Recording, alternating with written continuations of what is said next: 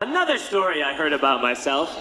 This one happened in high school. We had this teacher in high school whose kid went to our high school. His name was Mr. McNamara, and his son Jake McNamara went to our high school. He was a sophomore when I was a senior, so he was 2 years behind me. And Mr. McNamara was an asshole. And one weekend, he and his wife decided to leave town, which you should never do if you're an asshole.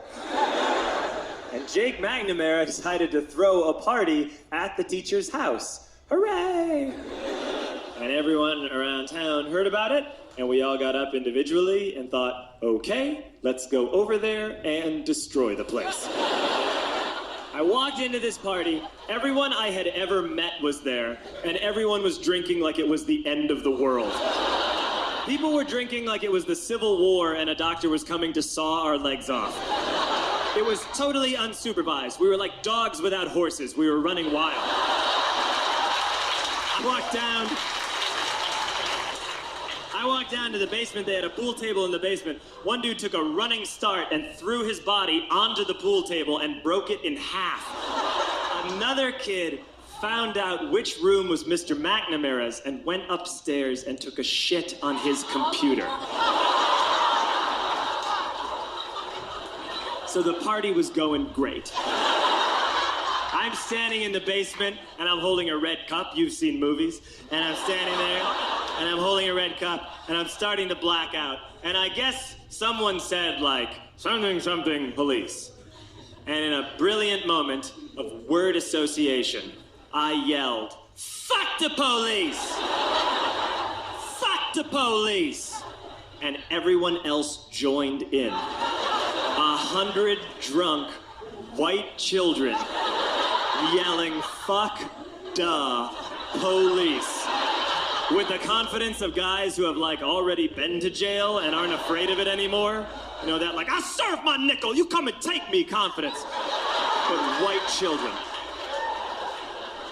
The reason someone had said something, something police was because the police were there.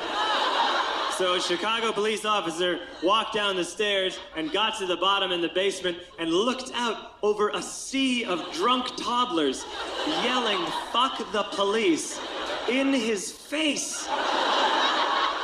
And he was almost impressed. He's like, wow. And then he leaned into his walkie-talkie and went, get the paddy wagon. And my friend John, who is now a father, this man now has a baby, he grabbed a 40, smashed it on the ground, and yelled, scatter! And everyone ran into different directions. We all ran in different directions. It was like that scene in Ratatouille when the humans come in the kitchen and all the rats go in different ways. We all ran in different directions. I ran into the laundry room and I jumped up on the washing machine and I crawled out through a window into the backyard, and now I'm running through the backyard and there was this big chain link fence and I thought, I've never climbed a fence that high before. And then I woke up at home.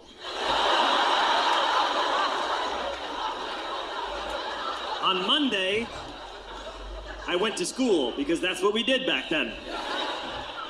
And I'm walking into the school building, and who do I see but Jake McNamara? And he says to me, hey, were you at my party on Saturday? And I said, no, you know, like a liar.